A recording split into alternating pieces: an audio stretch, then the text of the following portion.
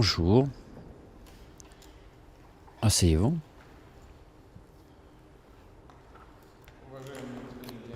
Cher Monsieur le Secrétaire général,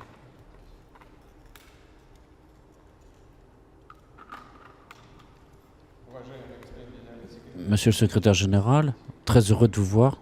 Bonjour. Vous avez la traduction, c'est bon?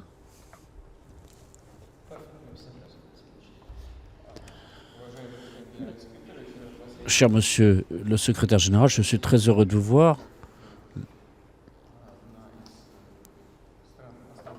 La Russie, comme un des pays fondateurs de l'Organisation des Nations Unies, a toujours soutenu cette organisation universelle. Nous considérons qu'elle n'est pas seulement universelle, mais unique en son genre. Il n'y a pas d'autre organisation dans la communauté internationale et nous soutenons autant que possible les principes sur lesquels elle a été fondée et nous allons continuer de le faire. Pour nous, c'est un peu étrange d'entendre les déclarations de nos collègues qui parlent d'un monde fondé sur des règles et nous considérons que les règles principales, c'est justement la charte de l'ONU et les documents adoptés par cette organisation et non pas je ne sais quel papier écrit par certains dans leur propre intérêt. Nous regardons aussi avec étonnement les déclarations de collègues sur le fait qu'ils ont une situation exceptionnelle dans le monde, ou en tout cas ils le prétendent, parce que justement l'Organisation des Nations Unies considère que tous les participants de la communauté internationale sont égaux, indépendamment de leur puissance et de leur situation géographique. Et je pense que cela s'apparente à ce qui est inscrit dans la Bible. Nous sommes tous égaux et je pense que c'est la même chose que nous trouverons dans le Coran, dans la Torah. Tout le monde est égal devant Dieu, mais c'est un peu étrange d'entendre les idées selon lesquelles certains prétendent à une certaine exclusivité. Mais nous partirons de ce qu'il y a en réalité. Bien évidemment, l'ONU avait été créée pour résoudre les situations de crise. Elle a connu différentes étapes et encore tout récemment, il y a quelques années, nous avons entendu dire qu'elle avait vieilli, qu'elle n'était plus utile.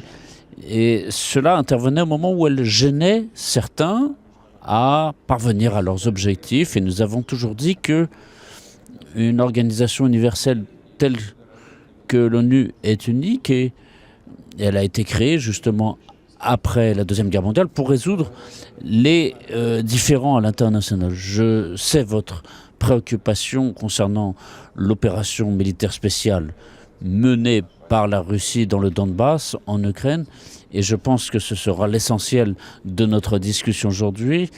Et à cet égard, je tiendrai à noter que tout le problème est apparu après le coup d'État qui est intervenu en 2014 en Ukraine. C'est un fait évident.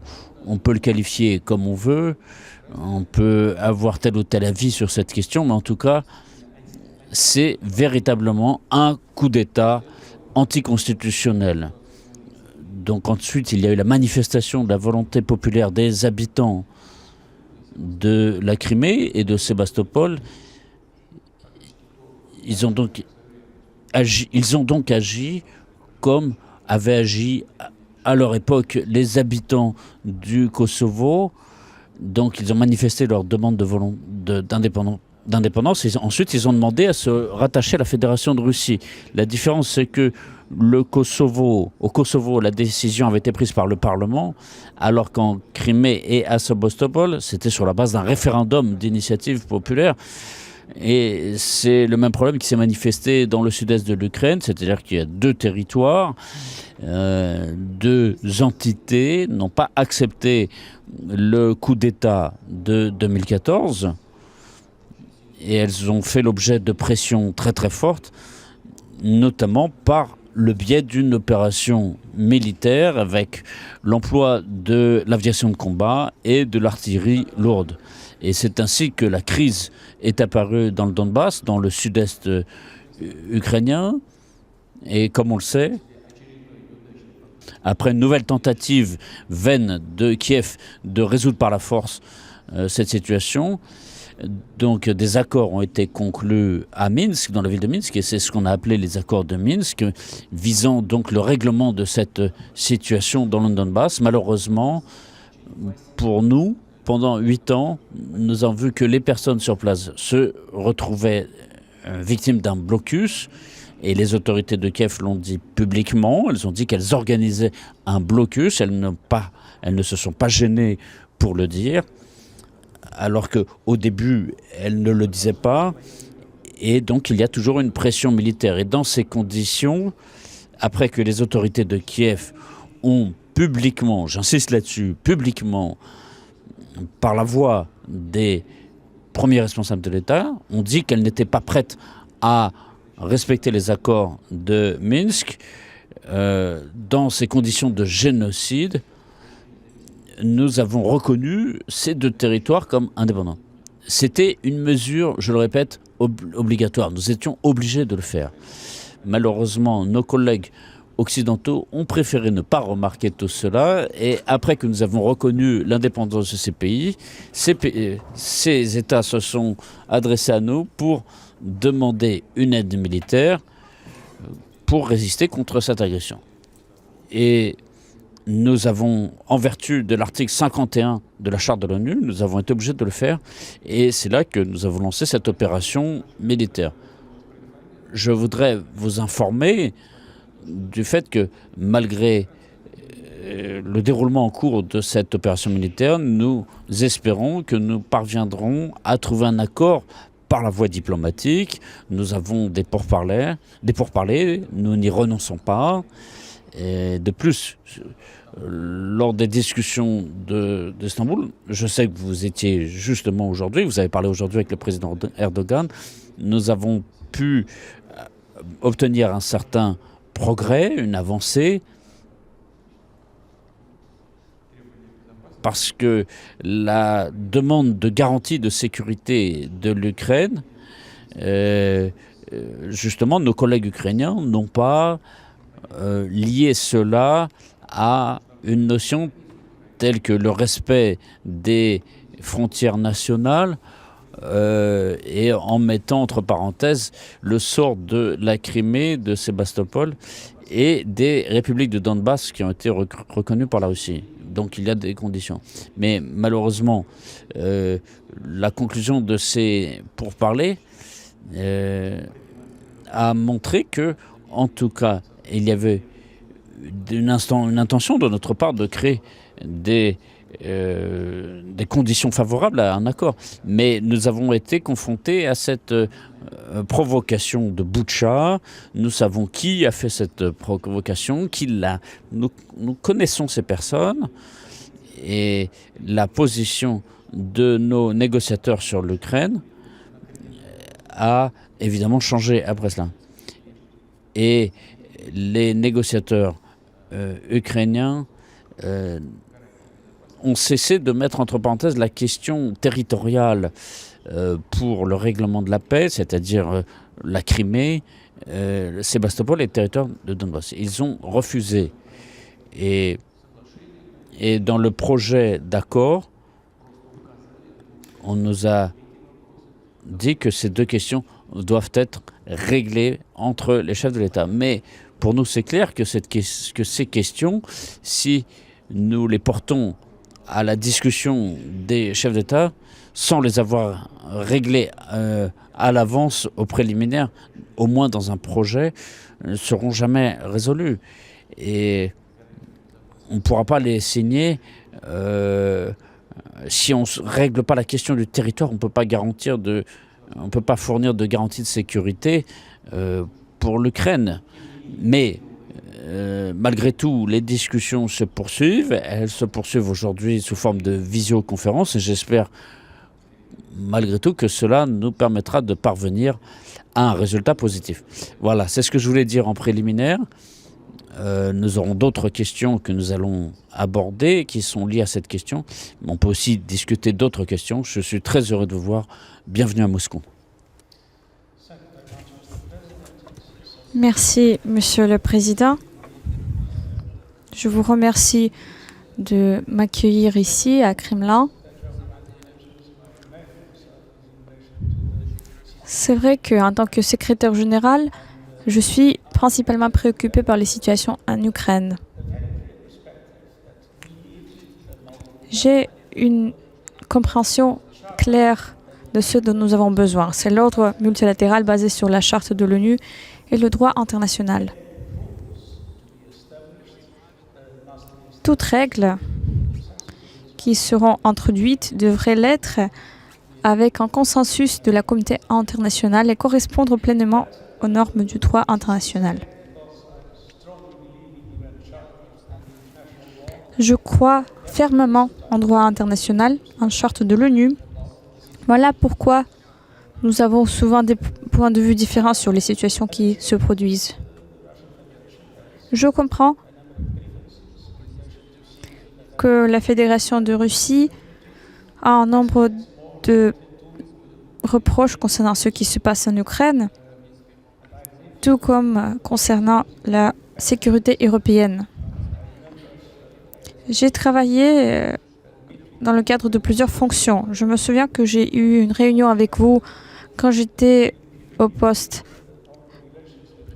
du président de l'Union européenne, quand je travaillais dans le gouvernement portugais et quand j'étais responsable des relations Russie-UE. Je comprends votre mécontentement que vous éprouvez, mais de notre point de vue, ce mécontentement devrait être résolu sur la base des différents instruments proposés par la charte de l'ONU. Nous sommes persuadés que la violation de l'intégrité territoriale de n'importe quel pays ne correspond pas du tout à la charte de l'ONU. Nous sommes préoccupés par ce qui se passe et nous considérons qu'il y a eu une invasion sur le territoire ukrainien. Pourtant, je suis venue à Moscou avec une approche pragmatique. Nous sommes préoccupés par la situation humanitaire en Ukraine. L'ONU fait partie des négociations politiques. Nous n'avons jamais été invités pour participer dans le processus de Minsk ou dans le format Normandie. L'ONU n'a jamais fait partie de ces formats. Nous ne faisons pas partie des négociations. Et j'avais la possibilité de l'exprimer au président Erdogan. Nous avons un dialogue, nous soutenons le dialogue entre les deux pays et la bonne volonté de la Turquie pour le promouvoir. Mais notre tâche principale concernant la situation humanitaire en Ukraine, c'est d'améliorer cette situation, de la résoudre. C'est pourquoi aujourd'hui j'ai eu une réunion avec le ministre Lavrov et j'ai fait 2 propositions. Première chose, mettre en œuvre notre proposition que nous avons formulée lors de la rencontre avec le ministre de la Défense. Nous avons une équipe qui travaille avec ce ministère pour éclaircir la situation concernant les corridors humanitaires. Cette coopération a été très fructueuse.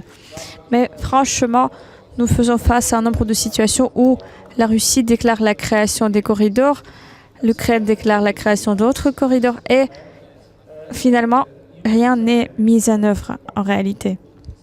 Voilà pourquoi nous proposons de créer un groupe de contact humanitaire dans le cadre duquel la Russie, l'Ukraine et l'ONU pourront discuter ensemble des situations pour que ces corridors soient vraiment efficaces, pour que personne n'ait de prétexte pour éviter cette mise en œuvre. De l'autre côté, nous comprenons à quel point la situation à Mariupol est difficile.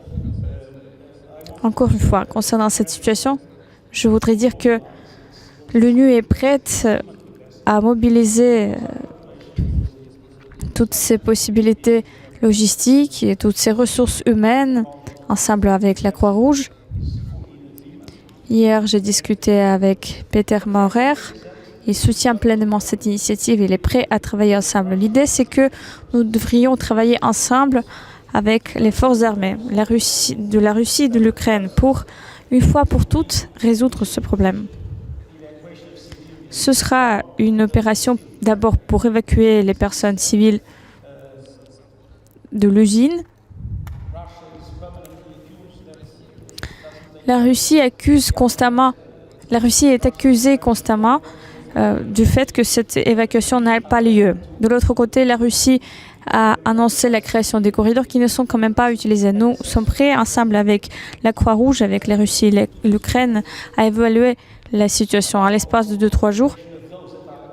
Cela permettra d'évacuer ceux qui voudraient s'évacuer. C'est un processus tout à fait volontaire. De l'autre côté, en ce qui concerne Mariupol, une grande partie de la ville a été détruite. Beaucoup de gens y restent et sont dans une situation difficile. Ils veulent quitter la ville. Certains veulent partir pour la Fédération de Russie, d'autres sur les territoires contrôlés par les forces ukrainiennes.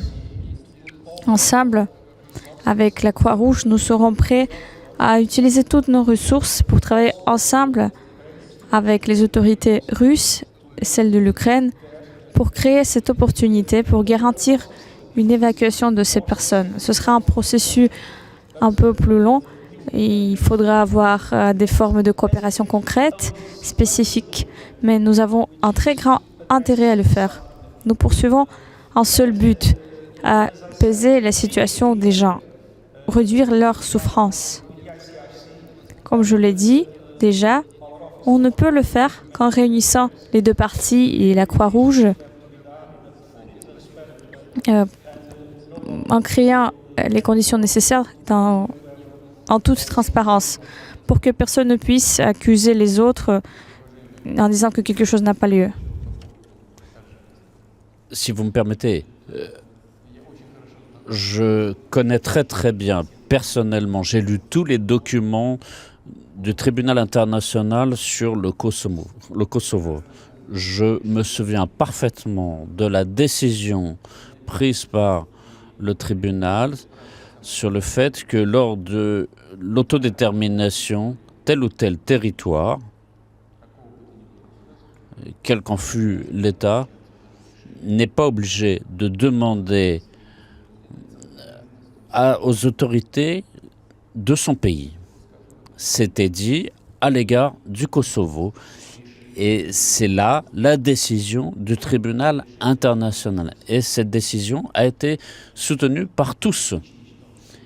J'ai lu moi-même tous les commentaires politiques, les organes politiques, juridiques des États-Unis, de l'Europe. Tout le monde a soutenu cela. S'il en va ainsi, ça veut dire que les républiques du Donbass, la République de Donetsk et la République de Lugansk ont le même droit, sans s'adresser aux organes centraux de pouvoir d'Ukraine, à demander leur indépendance. Parce que le précédent a été créé. C'est ainsi ? Vous êtes d'accord avec moi ? Avant tout, Monsieur le Président, l'Organisation des Nations Unies ne reconnaît pas Kosovo. Oui, mais le tribunal, lui, l'a reconnu. C'est le tribunal qui l'a reconnu. Ça veut dire que si ce précédent a été créé, ça veut dire que c'était la même chose qui pouvait se faire dans le Donbass. En faisant cela, nous, de notre côté, nous avions le droit de les reconnaître comme États indépendants. Et c'est ainsi que beaucoup de pays dans le monde l'ont fait, et notamment nos opposants occidentaux, à l'égard du Kosovo. Le Kosovo a été reconnu par beaucoup de pays, c'est un fait, par beaucoup de pays occidentaux, en tant qu'État indépendant. C'est la même chose que nous avons faite à l'égard des républiques de Donbass. Mais après que nous avons fait cela, Ils nous ont demandé de leur apporter une aide militaire à l'État de l'État qui mène contre eux une opération militaire.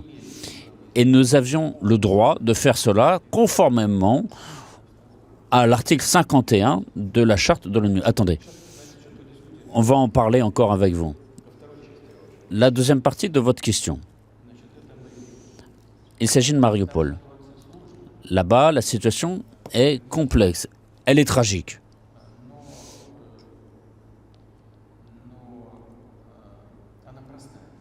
Mais en réalité, elle est toute simple. Aujourd'hui, j'ai parlé avec le président Erdogan. Il disait qu'il y a des combats. Il n'y a pas de combats là-bas. Ils sont terminés. Il n'y a plus de combats à Mariupol. Ils sont terminés. C'est-à-dire qu'il y a une partie de l'armée ukrainienne qui était installée dans d'autres zones industrielles. Elle s'est rendue. Ils sont prisonniers, ils se sont rendus. C'est presque 1300 hommes qui se sont rendus. Et en réalité, même un peu plus que ça. Il y a des blessés. Ils sont aujourd'hui dans de bonnes conditions. Et ceux qui ont été blessés bénéficient d'une aide médicale appropriée par nos médecins. Si le territoire de l'usine Azovstal est complètement isolé, j'ai donné l'ordre de ne pas mener d'assaut. Il n'y a pas de combat. Oui, nous entendons dire que de la part des autorités ukrainiennes qu'il y a des civils là-bas. Alors, les militaires ukrainiens sont obligés de les laisser sortir. Ou bien, ils agissent comme des terroristes dans beaucoup de pays, comme Daesh en Syrie, qui se sert des civils comme un bouclier humain. Donc, il n'y a pas plus simple que de les laisser sortir, ces civils. Vous dites que les couloirs humanitaires établis par la Russie ne fonctionnent pas. Monsieur le secrétaire général, on vous a induit en erreur. Ces corridors fonctionnent. C'est plus de 100 000 personnes qui en sont bénéficiées. 130 000 ou 140 000. Ils peuvent aller où ils veulent. Certains veulent aller en Russie, d'autres veulent aller en Ukraine. Où ils veulent. On ne les retient pas. On leur apporte une aide, un soutien. C'est la même chose que l'on peut faire avec les civils si effectivement il y en a sur le territoire d'Azovstal. Un exemple d'attitude humaine vis-à-vis d'elle est manifeste, c'est évident. Tout le monde le voit. Parler avec ces gens qui sont sortis de là-bas. Qu'est-ce qu'il y a de plus simple pour les militaires,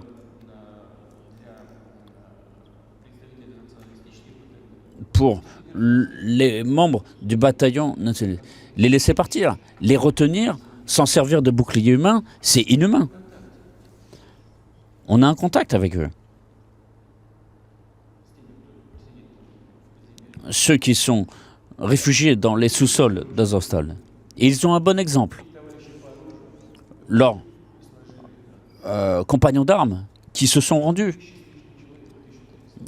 Plus de 1000 personnes, 1300 personnes. Il leur arrive rien de plus. Si monsieur le secrétaire général voulait voir, on peut travailler avec les représentants de la Croix-Rouge, avec d'autres représentants des Nations Unies, et voir dans quelles conditions ils sont retenus, voir ce qu'on fait avec les blessés. C'est la décision la plus simple qu'on peut faire pour cette question qui, au premier abord, n'est pas